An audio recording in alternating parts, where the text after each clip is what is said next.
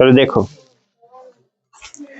यहां से ये संस्कृत शब्द और इसका हिंदी रूप याद करना है। समझ गए? 10-10 से याद करो, धीरे धीरे याद हो जाएगा। तो ये संस्कृत शब्द है और ये हिंदी रूप है। तो हमें 10 बार बताएं कि संस्कृत से ही क्या बना है, हिंदी बना है। तो हिंदी का विकास कहाँ से हुआ था? संस्कृत से हुआ था। हमारे पास पहले क्या था? संस्कृत ना। इसलिए अभी हम लोग जब भी पूजा कराते किस भाषा में? संस्कृत में।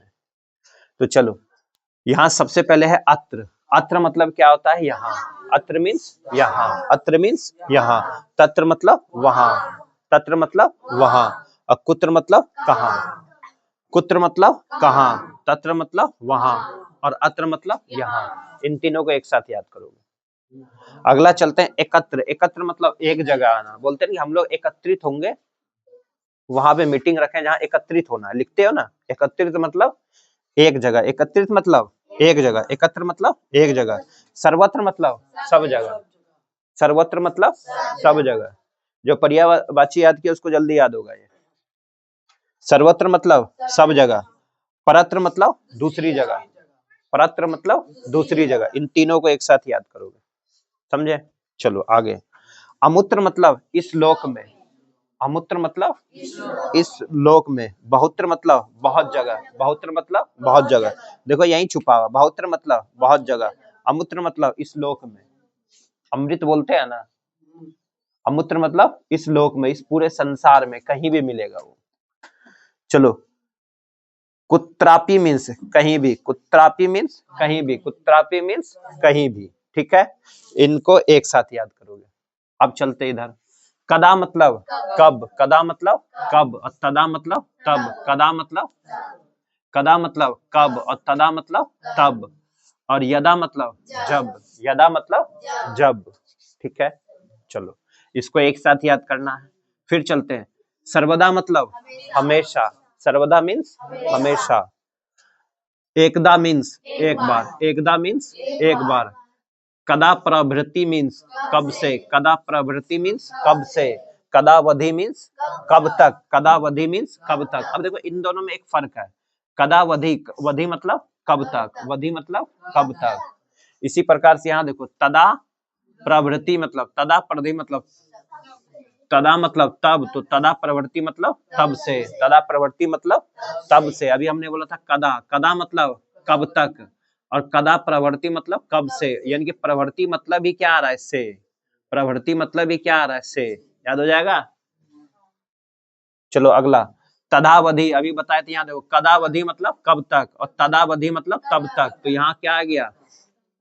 ये दिख रहा है, वधि मतलब तक, वधि मतलब तक। इसी प्रकार से देख लो आधावधि, वधि मतलब तक, तो आधावधि मतलब आज तक, आधावधि मतलब आज तक। अध, अध मतलब आज, इसी में आधावधि जोड़ दिया क्या बन गया? आज तक। याद हो जाएगा? इसको यहां से लेकर के यहां तक याद करोगे। समझे? इसलिए बोले 10-10 याद करोगे, धीरे धीरे याद हो जाएगा। अब चलते अध मतलब आज, यह है स्वह। ठीक है, श्रवः, श्रवः मतलब कल या आने वाला। पर श्रवः मतलब परसों। परसों किसको कहते हैं? जो कल के बाद आएगा, परसों। ठीक, चलो ये कल सिखाए थे। सह मतलब वह, सह मतलब वह किसके लिए आएगा? पुल्लिंग के लिए। सह मतलब वह बताए थे, कल बताएंगे इसको। सह मतलब वह, ये आएगा पुल्लिंग के लिए। शा मतलब वह, ये आएगा स्त्रीलिंग के लिए। जिसे हम लोग इंग्लिश में पढ़े ना ही और शी, वैसे यहाँ भी पढ़ना है। उसके बाद तत्, तत् आ जाएगा नपुंसक लिंग के लिए, ये भी आएगा उसी के लिए। लेकिन हम लोग यहाँ 3 पढ़ते हैं, यहाँ पे लिंग में कितने पढ़ेंगे? 3 पढ़ेंगे। इसलिए तत् किस में आएगा? वह के लिए, नपुंसक लिंग के लिए। फिर चलते त्वम, त्वम मतलब तुम, त्वम मतलब तुम। अब चलेंगे अहम, अहम मतलब मैं, अहम मतलब मैं। ये जो यहाँ से दिए हुए हैं, यहाँ से जो दिए हैं, इसका सेंटेंस बनाने के लिए सबसे अधिक उपयोग होगा। समझ गए? तो त्वम मतलब तुम, अहम मतलब मैं, वयम मतलब हम सब। ये लिखवा चुके, कैसे याद करना है? वयम मतलब हम सब। ते मतलब वे सब, ये आएगा पुल्लिंग में। ते मतलब वे सब, ये आएगा पुल्लिंग में। ता मतलब वे सब, ये आएगा स्त्रीलिंग में। तानी मतलब वे सब, ये आएगा नपुंसक लिंग में। ठीक, ये एक साथ लिखवा चुके हैं। तेता तानी, याद करना है उसको इस प्रकार से, तेता तानी। फिर चलेंगे सर्वे, सर्वे मतलब सभी, यह आएगा पुल्लिंग में। सर्वे मीन्स सभी, ये आएगा पुल्लिंग में। फिर है सर्वाहा, सर्वा मतलब सभी, ये आएगा स्त्रीलिंग में। ये आएगा सर्वाणी, ये किसमें आएगा? सभी, नपुंसक में। ये किसमें आएगा? नपुंसक में। यहाँ ध्यान दो। फिर चलेंगे किम, किम मतलब क्या, किम मतलब क्या, किम मतलब क्या। फिर है कथम, कथम मीन्स कैसे, कथम मीन्स कैसे। फिर है किमर्थम, किमर्थम मीन्स किस लिए, किमर्थम मीन्स किस लिए। फिर है कुतः, कुतः मीन्स कहां से, कुतः मीन्स कहां से। फिर है कदा, अभी याद कर चुके हैं। कदा मीन्स कब, कदा मीन्स कब। कुत्र मतलब कहाँ, कुत्र मतलब कहाँ। और ये सबसे अधिक यूज होता है का मतलब कौन, ये आएगा पुल्लिंग में। फिर है यहाँ का मतलब, ये इसको क्या पढ़ेंगे, क्या मतलब कौन, का मतलब कौन, ये आएगा स्त्रीलिंग में। ये तुम्हें प्रश्न में ज्यादातर देखने के लिए मिलेगा, जो तुमसे क्वेश्चन पूछा जाएगा। चलो यहाँ चलें। कतमम, कतमम मीन्स कौन सा, कतमम मीन्स कौन सा, कतमम मीन्स कौन सा। ये इस प्रकार से भी लिखा रहेगा, ये नहीं लिया दिया होगा, समझ गए? इस प्रकार से भी दे सकता है लिखा हुआ। कतमम मीन्स कौन सा, या हो सकता है इसको ऐसे भी लिख दे, तो एक ही बात है, समझ गए? कतमम मीन्स कौन सा, कतमम मीन्स कौन सा। कति मतलब कितने, कति मतलब कितने, कति मतलब कितने। फिर है कियत, कियत मतलब कितना, कियत मीन्स कितना। समझ आया? ज्यादातर संस्कृत में याद रखना, इसको माँ पढ़ते हैं।